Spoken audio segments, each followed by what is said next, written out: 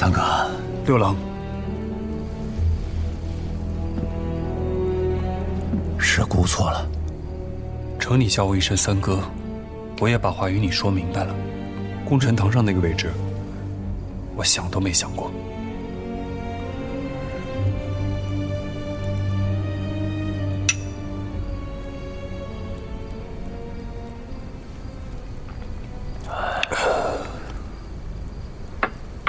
我如今信了。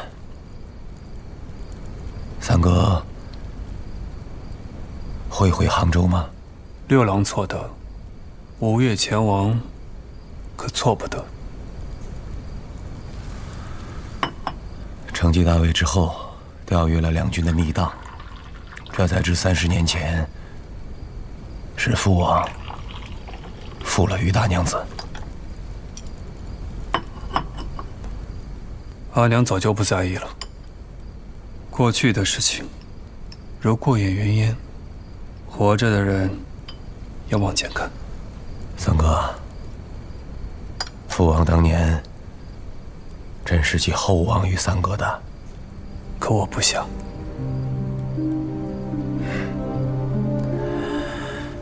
三哥留在博弈坞，就是为了等我前来，将这些话说清楚的。都是些陈年旧事，有什么可说的？本来使团归还吴越，在台州上了岸，我便该回去了。跟着来杭州，是为了带阿娘传一句话。于大娘子有何赐教？阿娘说，是父王负了她，看在旧日恩情上，她便饶了父王。可是2代人不能负了2代人。如今真娘也已经来杭州4年多了，若是让她没来安置，别说阿娘，就是我，也不会饶了你于久了。三哥，有何章程，不妨说来听听。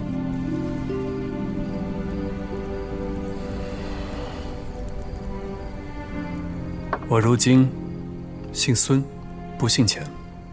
钱家的事情我管不了，只是婚姻嫁娶，终究要讲个门当户对。汴梁的新朝天子，不是封了九郎，又为大将军、太傅一统3司了吗？六郎认吗？三哥知道，咱们吴越一向是攻势中原大国。如今7郎已经进了相府，8郎也遥领了睦州。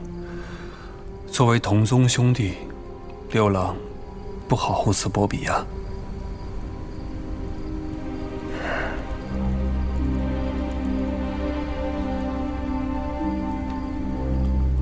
国家公器，也不好人人为亲。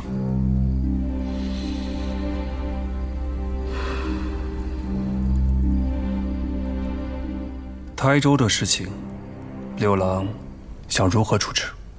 台州的事，六哥打算如何处置啊？今日还未一及此事。事关台州5县10几万人的田土生计，若处置不当，到了秋后要出大乱子。我家九郎出长城啊！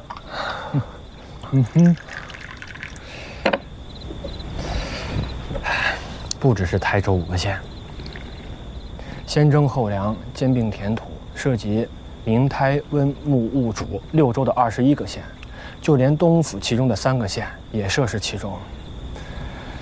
不出事则已，出事便是大事。牵连如此广泛，稍有不慎，吴越根本动摇，塌天大祸，立地小强。只是，这还不是急务。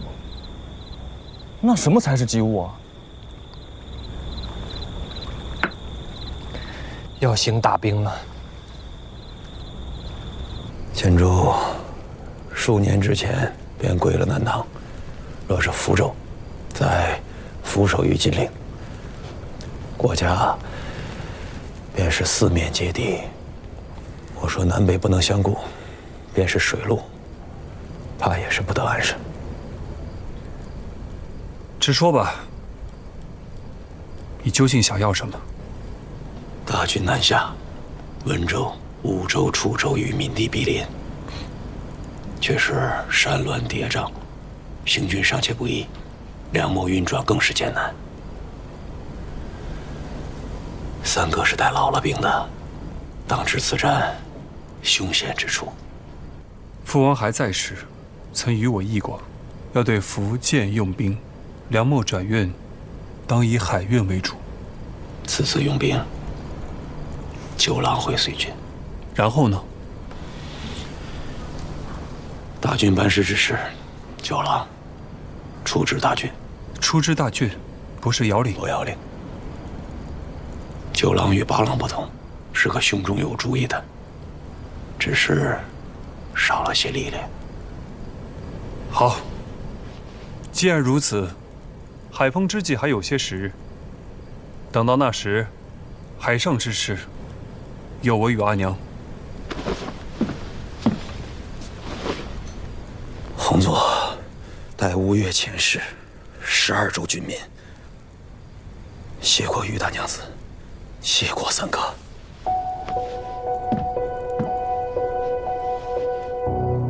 随军出征，已经定了。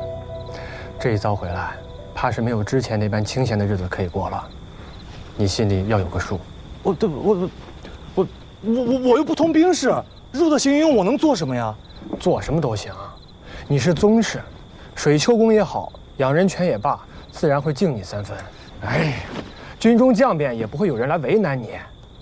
但是有一桩事情我要提醒你，千万不要干预军中内务。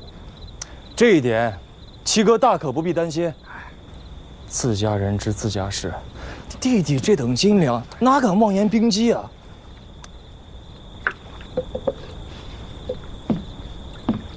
七哥，我能不去吗？你在京师不是颇有本事吗？一阵节帅太尉，当殿说赐便赐了。那如何能一样啊？那个时候我豁出去的无非是自家的性命，出兵放马的多少人的身家性命所系啊！弟弟如何敢托大？兵事筹划、军机调度，自然有2位帅臣和诸将担待，也没指望着你上阵厮杀、临阵退敌。你别忘了，你可是中原天子御口亲封的16位环卫官。你要是连军营都未曾进过，还当什么右卫大将军啊？内衙上统军使同参相府事养人权，可江东南面行营都招讨。尚书左仆射兼领内都监使水丘招劝，可江东南面行营兵马都监。内衙副统军使张允、赵成泰，可江东南面行营副都招讨。与如故。臣等奉教。检校司空马步军内衙都指挥使钱弘处，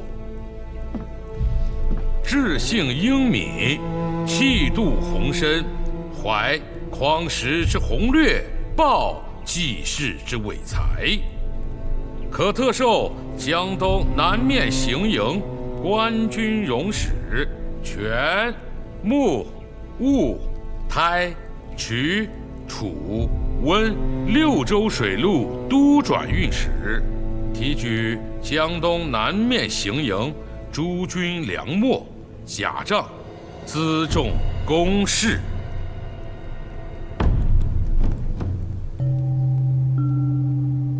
臣弟弘树，谨奉王教。官军容使是，官军容使，不伦不类。他是皇帝，是宗室，莫说一个官军容使，就是做主帅，那便也是做得。让九郎君做主帅，那真是天大的笑话。不要说是养人泉跟水丘，就是张云跟赵成泰，他们那些个军中的将佐都不可能会听他的。莫笑廉颇老，莫欺少年穷。汴梁巡视，算不得什么繁难差遣。然则刘知远纵横沙场数十年，虎踞太原，一观天下，尤其是肯轻易许人的，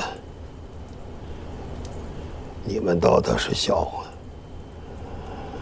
中原天子亲封的开府仪同三司，右卫大将军，却未必是个笑话。父亲的意思是，大王想日后让九郎君以宗室的身份独揽兵权。60多岁的人了，我看你似是个笑话。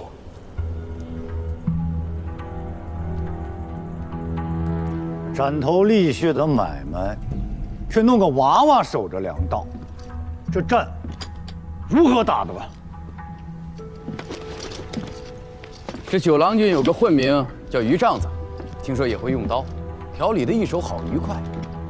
若是去山月楼做个厨工，定是不错的。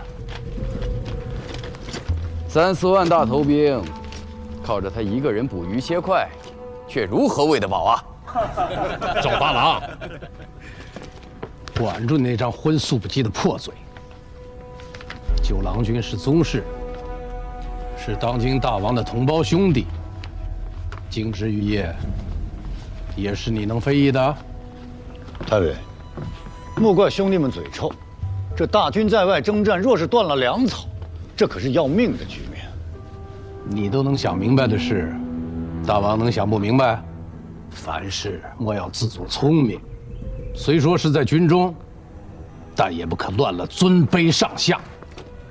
若是教某知道，你们这帮阿杂丘巴，有谁对九郎君有不敬，乱了礼法，军律森严，却是莫怪本帅坏了兄弟情分。印信。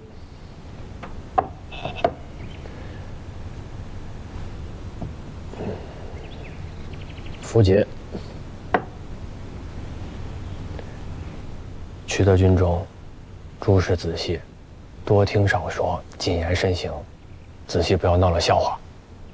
哎呀，弟弟晓得，王教上说的明白，权穆务台、瞿楚温6州水陆都转运使，提举将东南面行营，诸军粮秣甲仗辎重公事。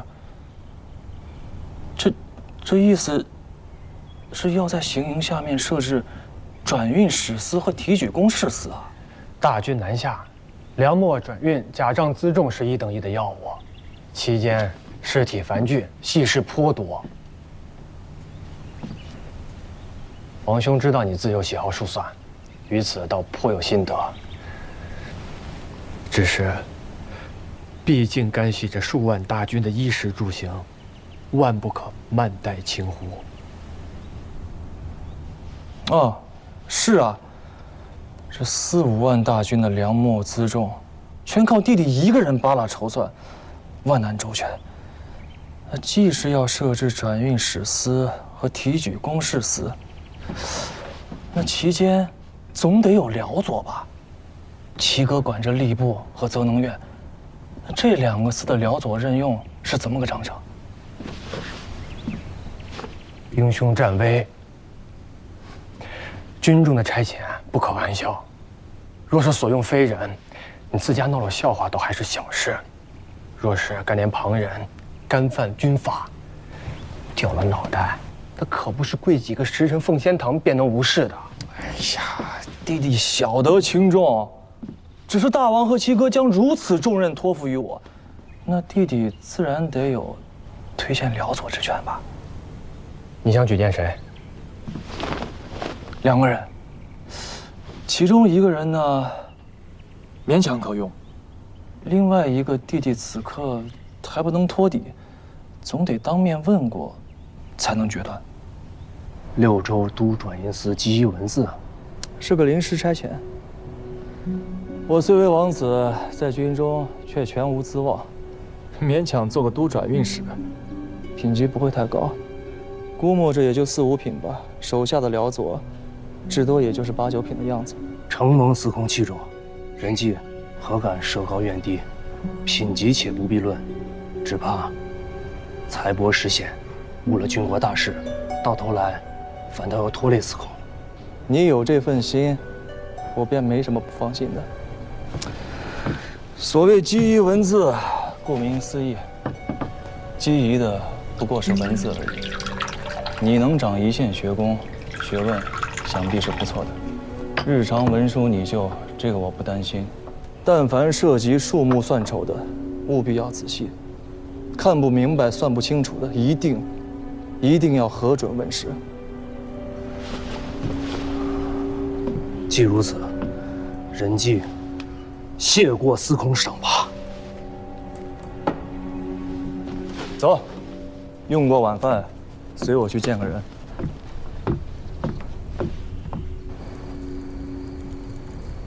太尉，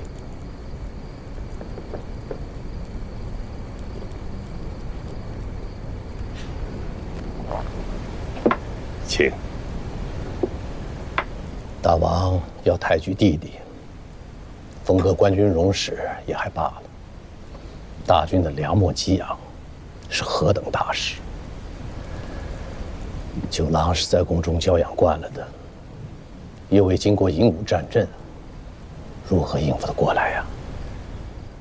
太尉可还记得裴松之著《三国志》中吴书《周瑜传》那篇呢？周鲁吕。裴松之引江表传，鲁子敬带庄公瑾督南郡郡事，路过鲁口大营，与吕子明夜谈，曾有一语：时别3日，当刮目相看。汴梁之行之后，九郎已非昔日无下阿蒙了。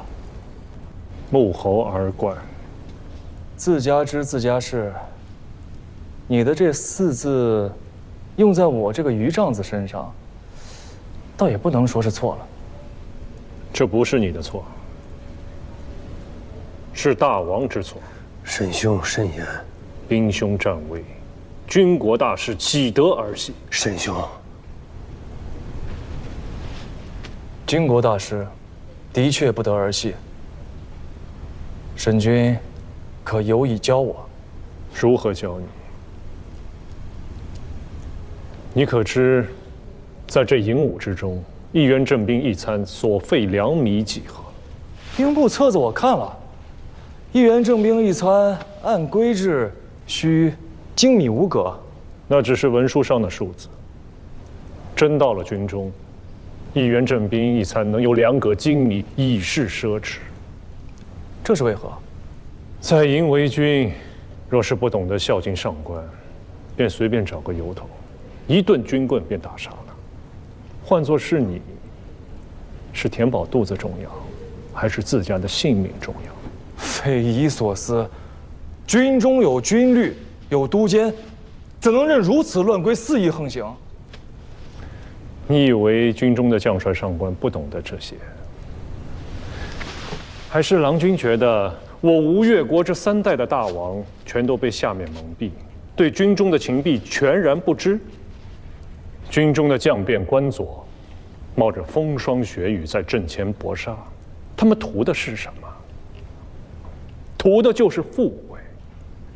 平日里虚报名册、贪慕点兵饷，那都是寻常之事。可若真到了阵前再耍这些花样，将帅上官自然是不许的。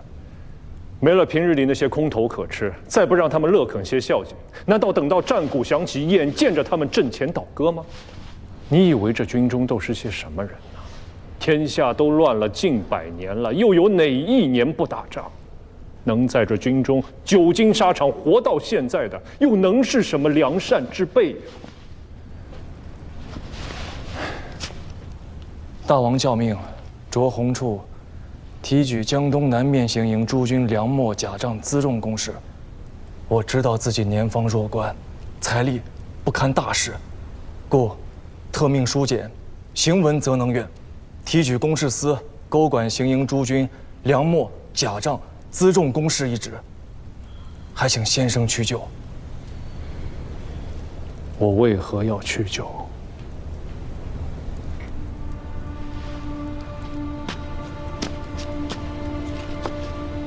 若得先生抚允，鸿处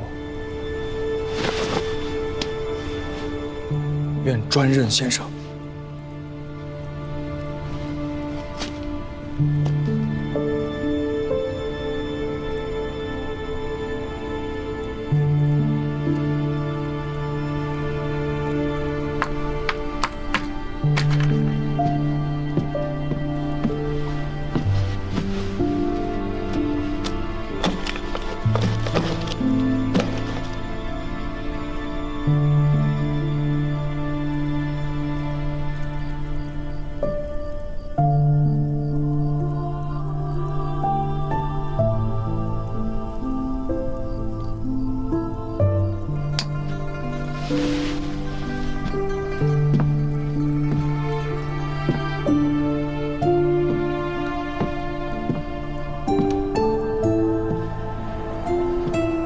怎么了？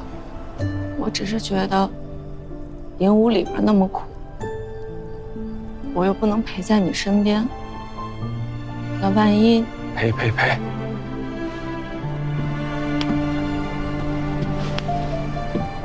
我只是个都转运使，又不会上阵杀敌。再说了，去随便良之情不都过来了吗？那营伍之苦又算得了什么呀？你不许愁眉苦脸啊！不许哭，哭了就不好看了。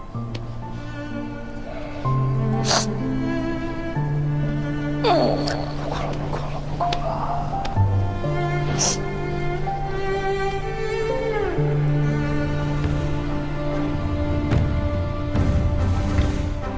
报，官军轮使到。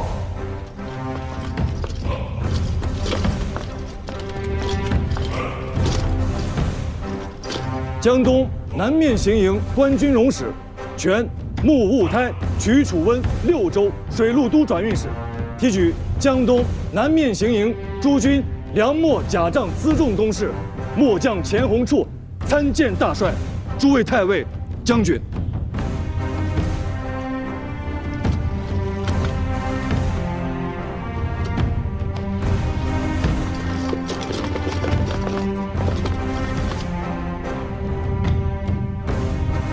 给官军容使看座。谢大帅。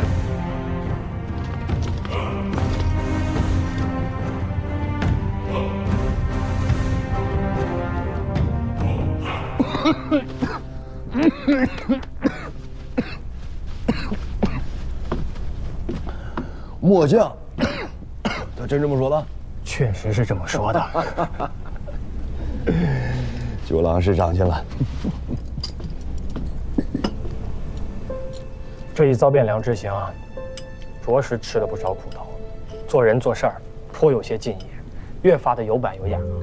他也该有些长进了，否则这益州无限10几万的居民，我如何放心交到他的手上？王兄，台州这事儿也应该有个结果了吧？这里里外外上上下下，多少眼睛盯着呢？沈从约、高旭下刑部狱论剿。沈从约倒还罢了，高旭却是功臣子弟。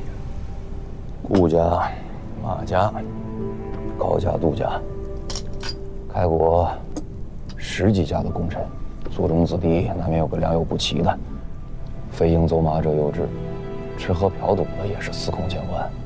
更有甚者，杜兆大那种蠢货，到最终不过是丢了自家的性命。那你何曾见过像高旭这般丧心病狂的？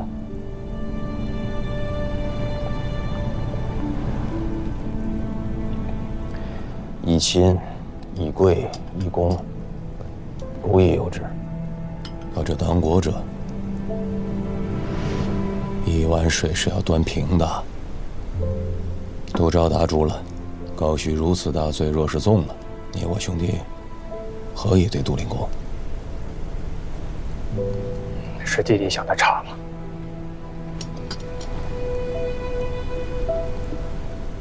杜浩呢？发回府去，让胡辽灵公自家处置。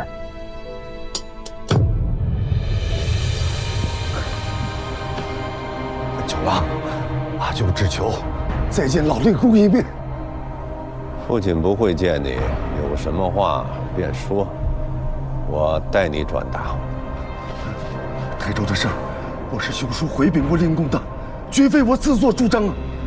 父亲有言，你手中若有他老人家的回书，也或有其他的政务，自可直去刑部出手举发。这若还念及胡杜两家的亲族恩义，便不要再为难父亲了。九郎，我想再见一面。九郎，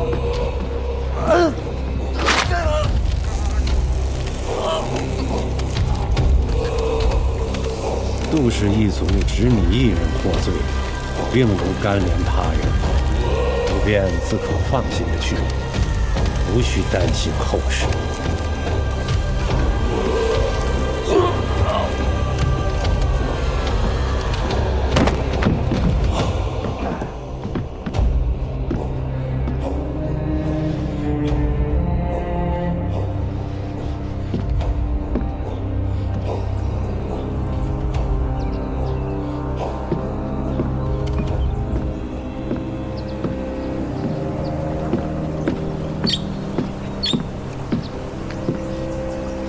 父亲，办妥了，办妥了。夫人那边，不必管他。夫人最为娇气，近之则训，远则怨。你此刻若是紧着关照他，他便会觉得你自觉欠他的，啊。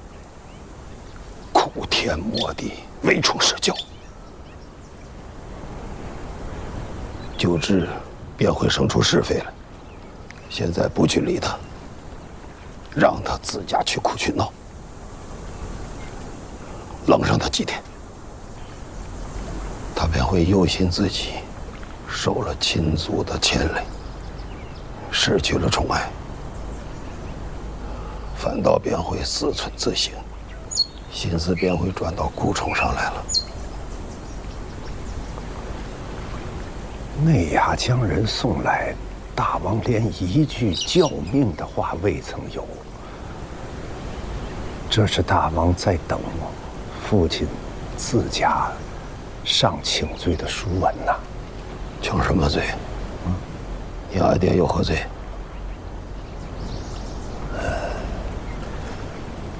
父亲就是不为自家打算，总要顾及胡氏一族上上下下几百口人的性命啊！